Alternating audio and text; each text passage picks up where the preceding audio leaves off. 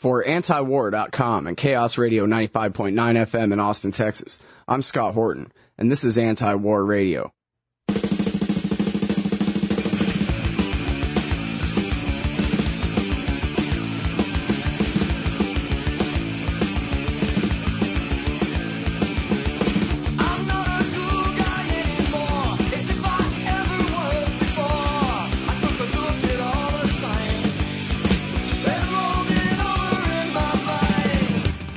You know, I've always regarded government as a necessary evil. But as we get closer to completely lawless fascism like this, I have more and more trouble justifying the existence of the United States government at all. I mean, I guess I would probably settle for a limited constitutional republic if I could get one. But my first guest today, Butler Shaffer, says I shouldn't have to. Is that right, Butler? Right. Welcome to the show. Butler Shaffer is a professor at Southwestern School of Law in Los Angeles, a regular contributor to LouRockwell.com, the very best libertarian site on the whole World Wide Web. And he's the author of Calculated Chaos, Institutional Threats to Peace and Human Survival, In Restraint of Trade, the Business Campaign Against Competition, and the Tax Exemption of Church Property in the United States. Yeah, that last one, I don't know where that ever came from. People have asked me about that. I never wrote such a book, so I don't know where that came from. But it keeps getting people keep asking me about it. Yeah, maybe there's some other Schaefer that wrote a book about that, but not I. So. Well, I think I might be able to help narrow down the source of the mistake, at least. Amazon.com, I clicked on Calculated Chaos, and then I clicked on your name, and when it took me to the list of all the books you've written, that was one of them. Oh, yeah, well... it's a surprise to me. I wonder what I had to say. Yeah, well, all right. Well, I take that back. He's the author of Calculated Chaos and In Restraint of Trade. Right. So, how's that? That's fair enough. Now, did I get that right? You don't think I should have to settle for a limited constitutional republic at all, huh? Well, there's no way to limit it is the problem. And we've seen that. The United States was probably the classic example of genuine good faith, intelligent effort to create a kind of constitutional system that would restrain power. And what you find when you go through the cases that the courts have decided is that the liberties that are spelled out have always been very narrowly construed by the courts. They'll say free speech does not include, freedom of the press does not mean the right to do such and such and so forth. And then you read the powers that are given to the government. They're given a very expansive definition. The necessary and proper clause is not limited to, and things of that nature. Right. And yeah, and it really should be the other way around, right? Our rights should be interpreted most expansively, and their powers in the most limited fashion. It should. I was saddened to see that the cartoonist Johnny Hart, who used to do the BC and Wizard of Id cartoons, had died the other day. And somebody sent me a cartoon that he had done, one of his early ones, on the guys trying to create a constitutional government, and they were spelling out all the things the government couldn't do. And, excuse me, a very long list.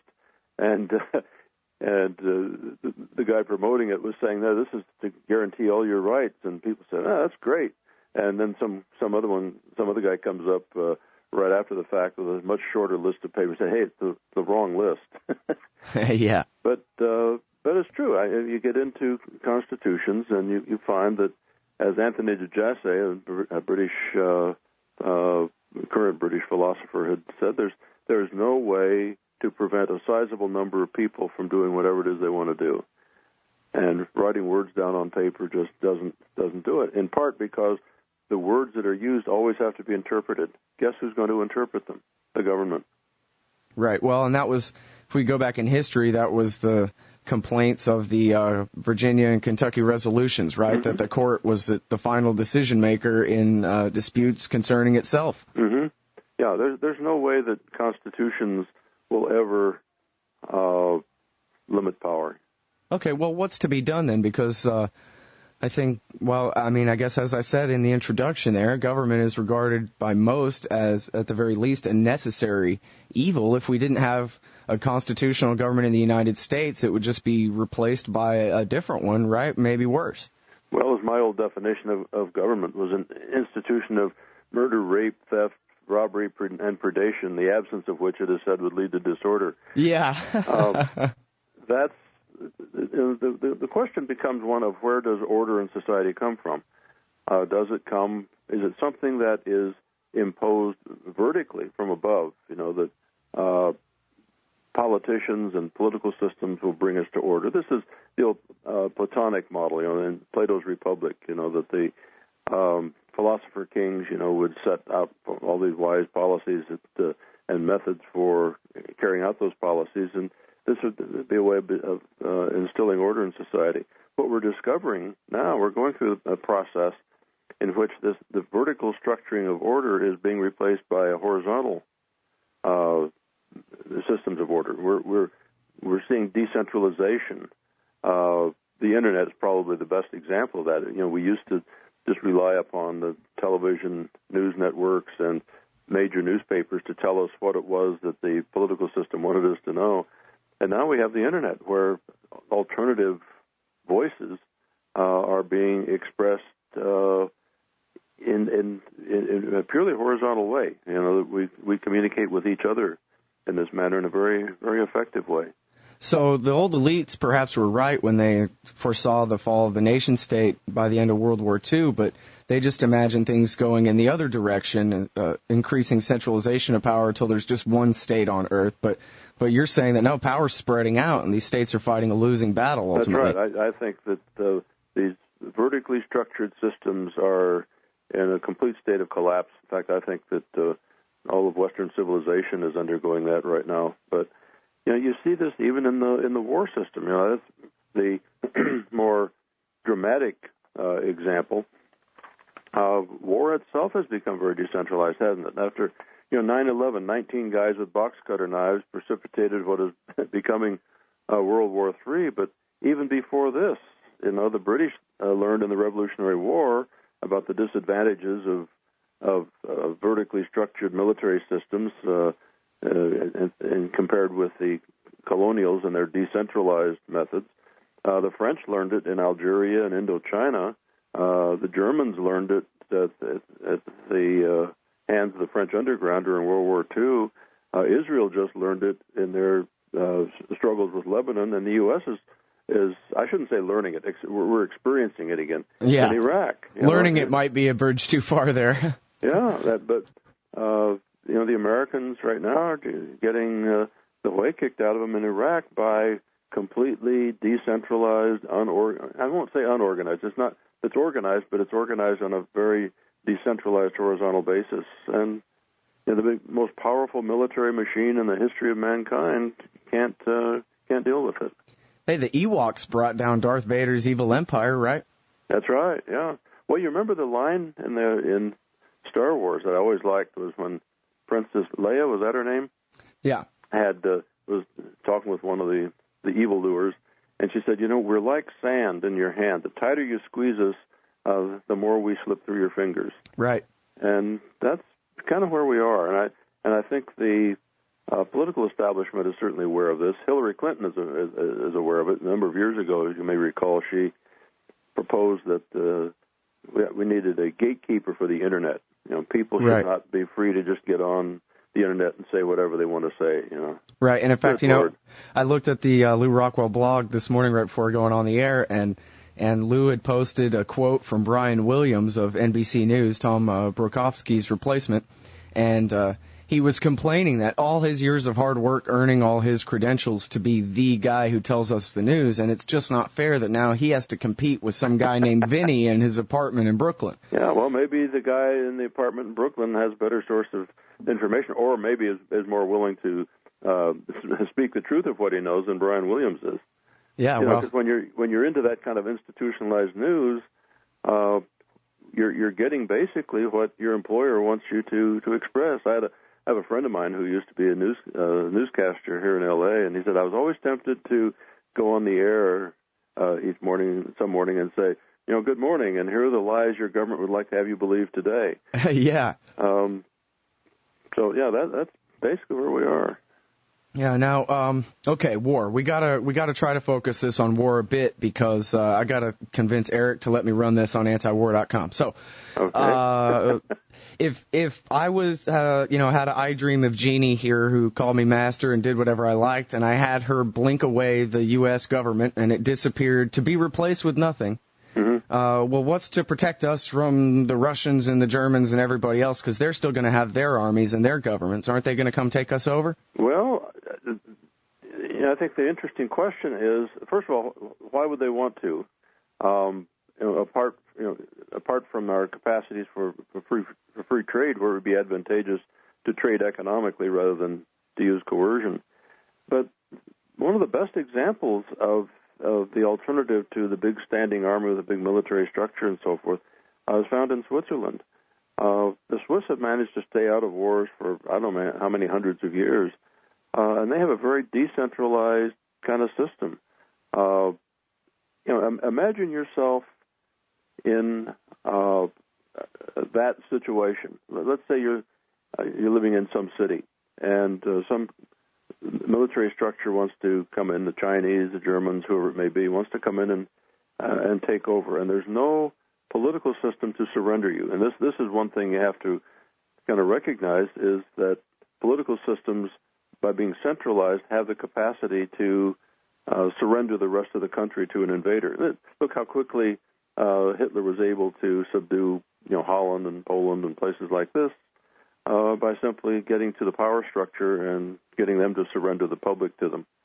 The Germans were not able, fortunately, to overcome things like the French resistance.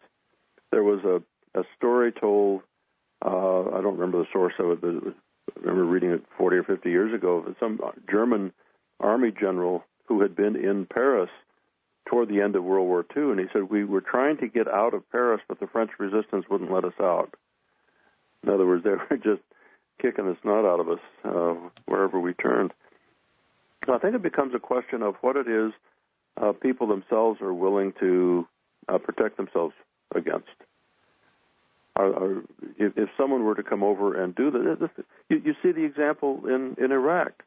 The Iraqis did what I think people in most countries want to do. If some foreign power comes in and wants to take you over, you resist. The Americans did it with the British, although the British weren't an invading force. I mean, they were the established regime.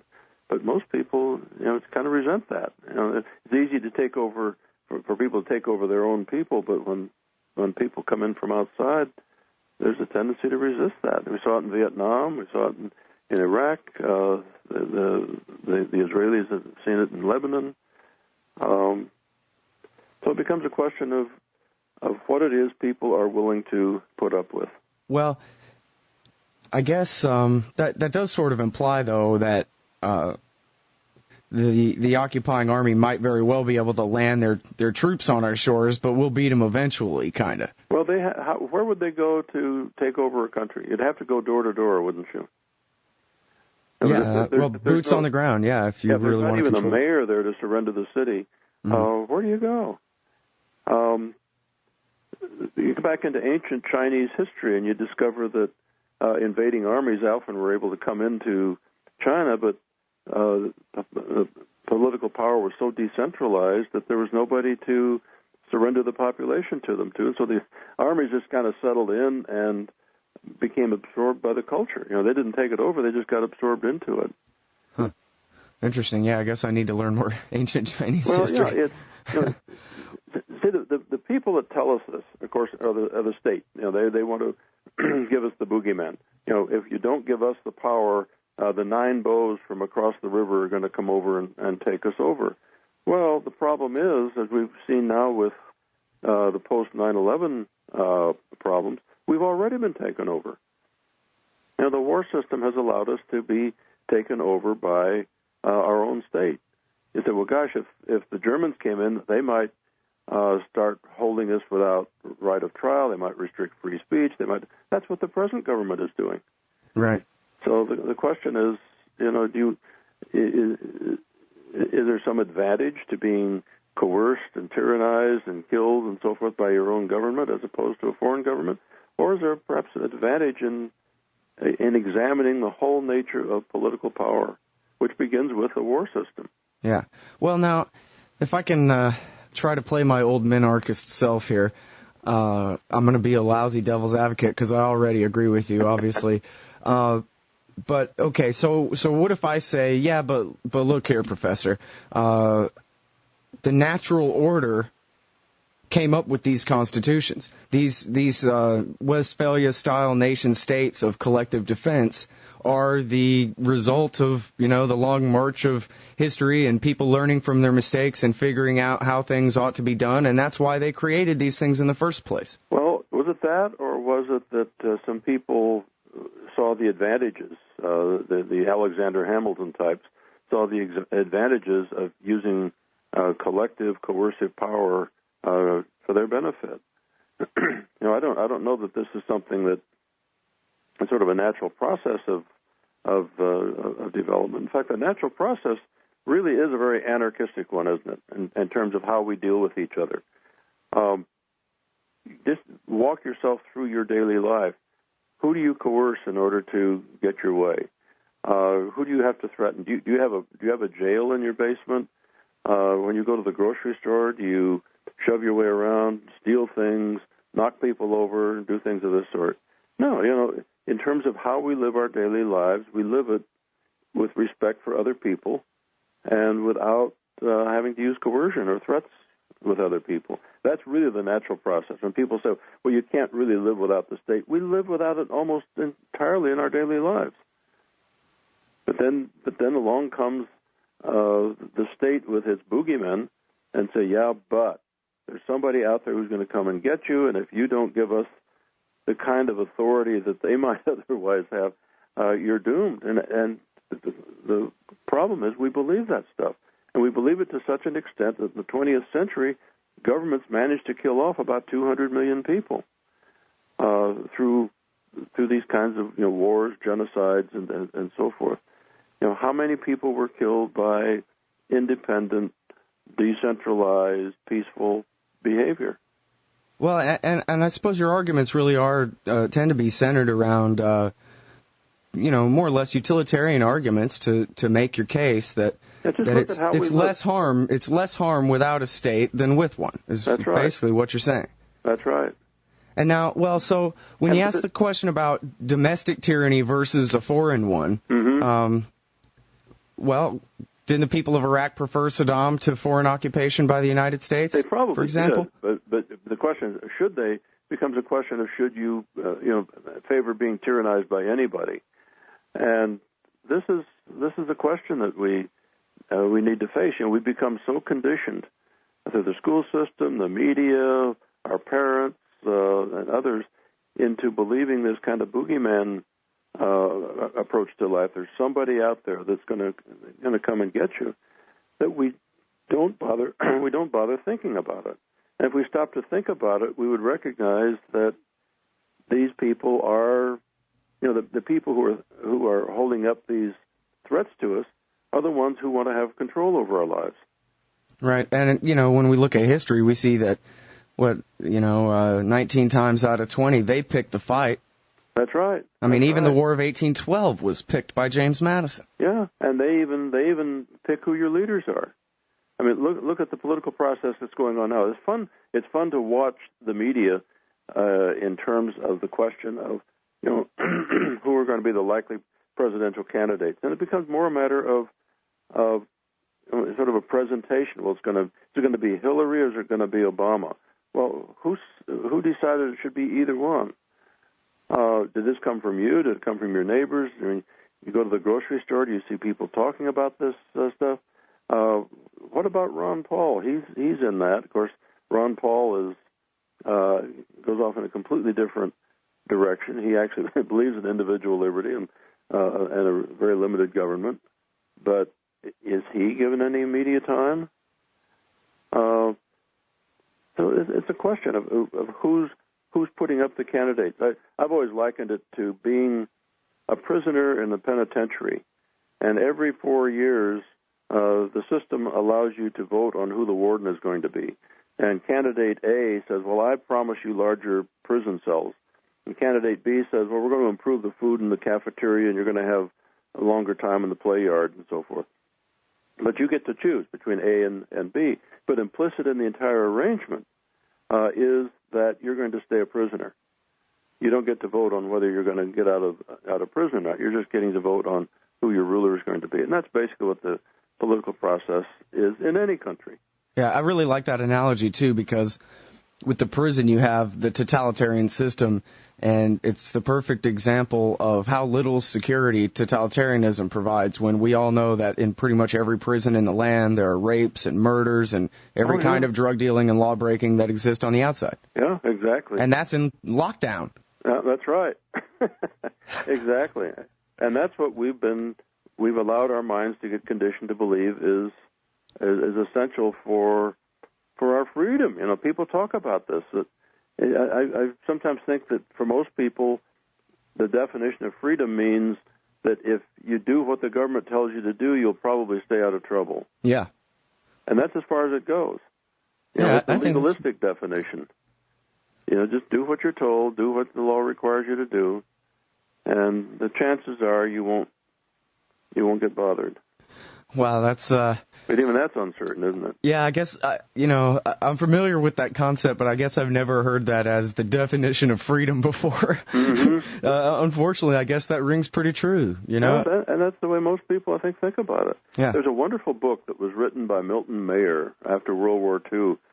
He went over to Germany and managed to become very closely acquainted with a lot of just ordinary German people, not government officials and people like that, just ordinary people. You know, some guy who was a mail carrier, somebody who was a clerk, somebody who might have been a dentist and whatever, to find out, you know, what was life like living under Hitler. And he would ask questions like, you know, what was it like living under this kind of tyranny? And the universal answer he got, the answer he got from everybody, became the title of his book, which was, They Thought They Were Free. This was the response. No, we didn't. We were free. You ask most Americans this now, and in spite of all of the problems that we see from the Patriot Act to getting on airlines to free speech to a lot of other things, if you ask people to describe that, oh no, that's freedom. That's what freedom means. Yeah. What do you think has made it possible for our culture? I mean, I guess I always like to think of George Carlin when he's making fun of people who can't do the airplane seatbelt or something. And he says, right. Well, we're talking about people who are partially educated, you know, people who presumably are grown-ups. Yeah. How can we have all these slogans about land of the free and home of the brave and then roll over on our backs like dogs for these politicians? I don't understand it. I think it's a question of awareness, a question of kind of being in focus of what's going on in your life. For one thing, I have never had a great deal of confidence in formal education. I don't see a connection between how much formal education you have and how wise and so forth you might end up being. One of my favorite examples of that was Eric Hoffer, who went blind when he was about 8 years old, and, of course, was out of the school system for about 10 years. And when he became 17, 18, something like that, his eyesight suddenly came back, but he'd lost all of this opportunity for formal education. And so he was doing a lot of learning on his own and became one of the most observant social and political philosophers we had in this country. And much wiser, I say, than most of the people who are probably teaching philosophy in colleges and universities. I don't find people in academia, for example, for the most part. I mean, there are all kinds of exceptions, but for the most part, I don't find people in academia that excited about alternative ideas, and I find this also with regard to people in general. You know, we get so attached to the things in our life. We get attached to our house and our car and our swimming pool and our bank accounts, and all someone has to do is threaten that. And we say, well, okay, I will do whatever you tell me to do, just don't take my house or my car or my job or whatever it may be. And so we'll put up with anything. Yeah, we're better off being poor. At least we can stick by our principles then. Well, I don't know. It's not so much a matter of being poor. It's a matter of not being attached to those things. Are you willing to risk all of that in order to maintain your liberty? Keep in mind the line from the Declaration of Independence. We pledge our lives, liberty, and our sacred fortune, sacred honor, and so forth. In other words, we're willing to give all of this up in order to maintain our liberty. Yeah. Now people, they don't. Most of us don't even want to be challenged by the reality of what's going on in the world around us. You turn on a newscast and they're talking about either Don Imus or Anna Nicole Smith. Yeah, or American Idol. Yeah, or American Idol. It's this is the mindset. I will waste my time on that kind of nonsense rather than focusing on something that's going to make me uncomfortable. Yeah, and now, I'm completely melodramatic about such things, but when I turn on the cable news channels and it's literally Don Imus 4 times a cycle and Iraq no times, and then they come back from the top of the hour and it's straight to American Idol, like, to me, that heralds, it must be tomorrow that Western civilization collapses. How can we possibly continue to go on like this? I mean... Well, I think Western civilization, I won't say is in the process of collapsing. I think it has collapsed. I think that, and in a healthy way. It's we've had what historians tell us about something like 35 great civilizations, about which 34 of them have previously collapsed, or we call it a collapse. And it's really not so much a collapse as much as it's a transformation. We can say, well, Greece and Rome collapsed. Well, did they? You go to college and take a philosophy course. You begin with Greek philosophers, so forth. Greek mathematics and geometry is still rather prominent. Roman engineering, Roman law still influences us. So these systems, I think, diminish in importance as structured systems, but they still maintain an influence. When medievalism got transformed during the Enlightenment, for example, and we get the Renaissance, the Enlightenment, the Age of Reason, the scientific age, was a significant change from what had been there before. And of course, this transforms into the Industrial Revolution, which effectively destroyed feudalism. You could not run an industrialized society on feudal principles. That your authority depended upon the accidents of birth and so forth. Well, you get to be the owner of this textile mill, Scott, because your father was Lord Upton or somebody like that. And the industrial system doesn't work that way. And so feudalism gets transformed. It basically loses much of its power, although we still see it in landlord and tenant law in our country. But just the terminology is based on that. So civilizations go through this process of transformation. I think because, and as I read history, because the institutions become ends in themselves. Suddenly the state or major corporations become ends in themselves, and we want to preserve those rather than preserving the processes that created the goodies that we get out of this behavior. Mm-hmm. So if the state were to finally set about its course and wither away, or even just completely overextend itself in South Asia and implode and collapse, what's to replace the USA in the land between Canada and Mexico? How do we have a stateless, free society here? Yeah, that's a good question. Whenever I'm asked questions like this, I'm always reluctant to give an answer for 2 reasons. One, I don't know. We've got 5 or 6 billion people on the planet, any one of whom, or any number of them, being capable of coming up with all kinds of alternatives that neither you nor I could even imagine. I couldn't have imagined the Internet 20 years ago. When I was growing up, the fear was that you're going to have about 5 computers in the world. That was a statement made by President Eisenhower. I remember when I was still around here in the 1950s. We're going to only be about 5 countries capable of having computers, because computers at that time were thought of in terms of these big, massive systems that would take skyscrapers of space to occupy. We saw that in the old Spencer Tracy and Katharine Hepburn movie, Desk Set. We're going to have this big, huge computer that's going to gather information. There are only going to be about 5 systems in the world capable of generating the wealth to produce that. Then all of a sudden along comes miniaturization, which is another form of decentralization, and with it we get the Internet. And nobody anticipated that. George Orwell and his Big Brother society was premised on the idea that the computers were going to be completely in the hands of the power structure and we were at their mercy. So I don't know. I don't know what people will come up with. And when you get into the study of chaos theory and complexity, 2 topics I'm very interested in, this is what we find out. And this is part of the reason that political systems are both useless and dangerous.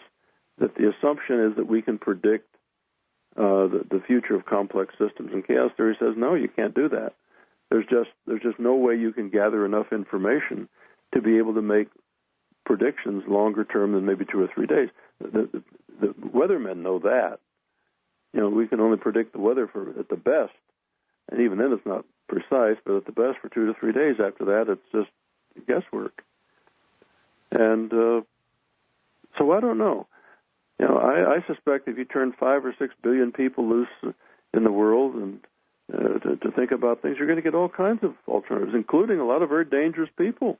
There are always going to be dangerous people out there in the world. I just don't want to give them power to carry out their dangerousness with. We're seeing that right now in the war system.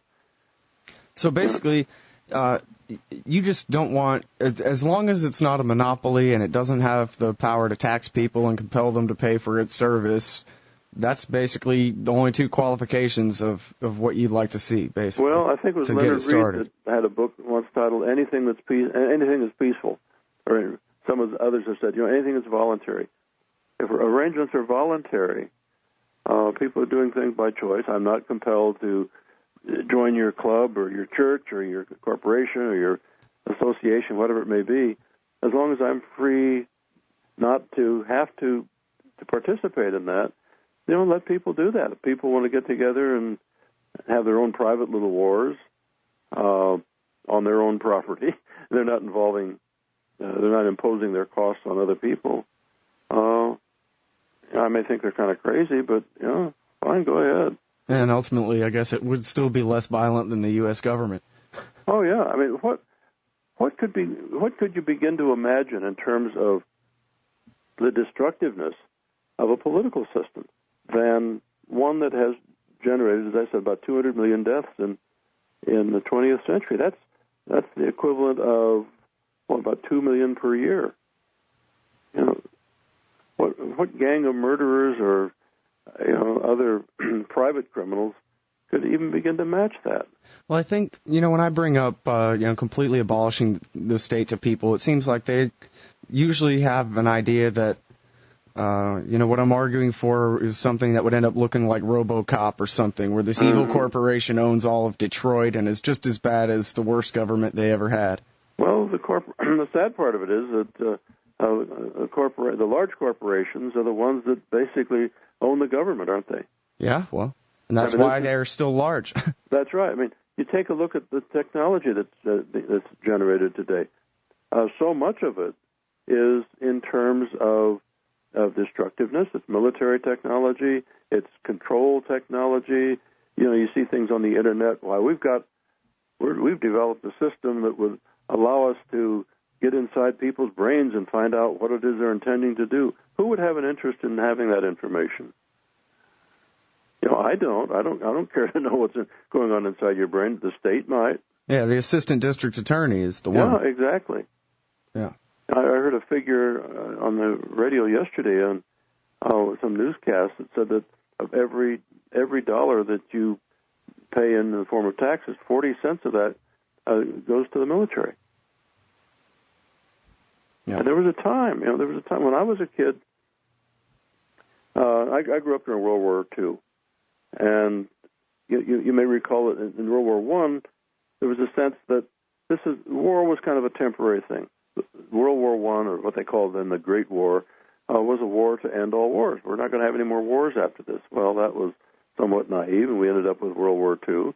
But even then, I recall the mindset was, this is something we have to go through, but when it's over with, we'll go back to being free and peaceful and productive, creative, and all of that again. Well, now we have a war system where the government tells us, Bush and members of Congress and so forth, that this so-called war on terror is going to go on forever. Yeah, World War II's really never ended, has it? No, that's right. Well, World War I never ended. Yeah. World War II was sort of the outgrowth of World War I. The Versailles Treaty, the consequences of World War I led us into World War II, and part of it is it becomes very lucrative. It becomes remember back in the days of Watergate, the old saying was, and I think it's as wise a statement as you can make as a short-run proposition: follow the money. Wherever the money is going, you can see where the motivation for all of this stuff is. The talking about freedom and democracy and so forth, when it comes out of the mouths of politicians and government officials, that's part of the sales pitch.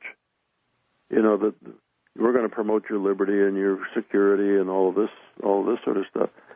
But what's really happening is that the people who are promoting that are doing it because it is financially beneficial to them to do so. And didn't Alexis de Tocqueville, didn't he say that, wow, this is a pretty free society now, but boy, oh boy, once these people figure out that they can just bribe each other with their own money out of the Treasury, this experiment in individual liberty is going to go right down the tubes. A number of people said that. Alfred Lord Tennyson had, Lord Macaulay, wasn't Tennyson.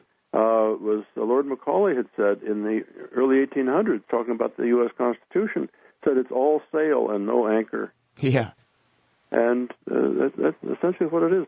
Yeah. If you just read the Constitution, you see that it gives the government the power to do basically whatever it wants to do, particularly when you give to the government the power to interpret what those words mean. Yep. I remember a long time ago I just found a page, this is maybe 10 years ago now or something, when I first got the Internet, I found a page that was called Miscellaneous Jefferson, and it had no punctuation or capitalization or anything, and it was just a ton of Jefferson stuff all crammed together on this one page. Mm-hmm. And I'm just kind of scanning through it, and I found Jefferson confronting Hamilton on the steps of, I guess, the Capitol building in Philadelphia or something, and arguing with him about the central bank, mm-hmm. and explaining to Hamilton, I guess paraphrasing his own warning to George Washington, that he had told George Washington, if you sign this act, you are stepping onto a boundless field of power from which no president will ever return. Mm-hmm. And that was in the first Washington administration. Yeah. Oh, yeah. Well, keep in mind, going back to the war question, who was the first victim of American imperialism? It was Rhode Island. Rhode Island didn't want to ratify the Constitution, and the Constitution took effect when I believe it was 10 states had ratified it, 9 or 10. I haven't got the exact number. I think it was 10, and 12 of the 13 states had ratified it. Rhode Island didn't choose to do so, and the U.S. government, which was then in operation, threatened them and said, "You either ratify it, or we're going to come in and occupy you. We'll take it over." Oh, wow, I didn't even know that they were threatened with occupation. I know that one of the first things Washington did was round up an army to go invade Pennsylvania to collect Hamilton's taxes. That's right, the Whiskey Rebellion. Yeah. Yep, yeah. All right, well, so I get up every morning and I read AntiWar.com, and I got, perfectly honest with you here, despair. This country particularly seems to me to be headed over a cliff at light speed. But if I can say I've really gained anything, I've gained many things. But one of the things that I appreciate the most in reading Murray Rothbard and all you Mises Institute guys and so forth, is I've picked up this new long-term optimism that I didn't used to have, that ultimately all these systems of control don't work, and that therefore liberty's going to win in the end if they don't nuke us all first. That's right. And keep in mind, too, I've been kicking around in this whole area of libertarian thinking for almost half a century now. And years ago, back in the early 60s, there was just no interest in this at all, no respect paid for it. You could more easily have gotten up and said that you were a child abuser or something than that you distrusted government. And now it's very commonplace. Libertarian and anarchist thinking is very, people are very open to thinking about this and talking about it. And, they weren't, a long time ago. People are willing to consider alternative systems of social order. And they're finding those alternative systems really in their own lives. It goes back to the point I made earlier. Your life really is very peaceful. At least mine. I don't know about you. Maybe I get along maybe you okay. have a different lifestyle than that. But mine is basically very peaceful in terms of how I deal with other people. I don't get into fights. I don't coerce people. They don't coerce me. Nobody's pulled a gun on me.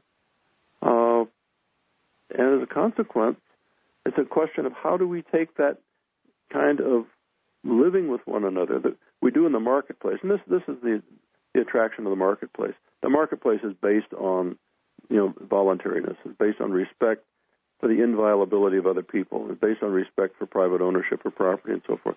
How do we take that, the way in which we live our lives every day, and think of it in a broader social context?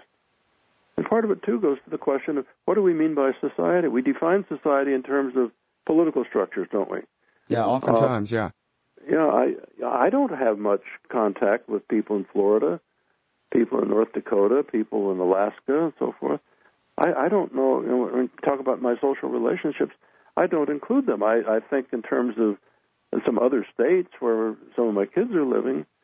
One of my daughters used to live in Hong Kong. I took a very decided interest in what was going on in Hong Kong when she was living over there. So the definition of what we mean by society is even changing. The Internet is changing that. We start living in these cyber communities. People who have interest in subject matters, in economics and investments, and whatever it is. It's not so much tied to geography anymore. Yeah, and even, I guess, Richard Mayberry pointed out that, how many times has the government of France fallen and come back again, et cetera? Exactly. France is still France, and the people of France are still French, and just because their government went away didn't mean that the wheat stopped growing in the fields and that Paris, was burned to the ground. And so, if we were to do away with Washington, D.C. and go back to the Articles of Confederation or even a private property anarchy, we'd still be the USA, without this murderous federal government. It's a question not so much of doing away with it, it's a question of doing away with the thinking that provides us. Once we start thinking in terms of I am in control of my own life and I should be in control of my own life, we start thinking in terms of alternative ways of living. This is what we're doing. This is what's going on in the world around us. There are, all kinds of secession movements going on in the world. You don't hear about it on television news because they're busy telling you about Anna Nicole Smith's baby and all this sort of stuff. But you go on the Internet, go to Google and just type in secession movements and see what comes up. You'll be dumbfounded.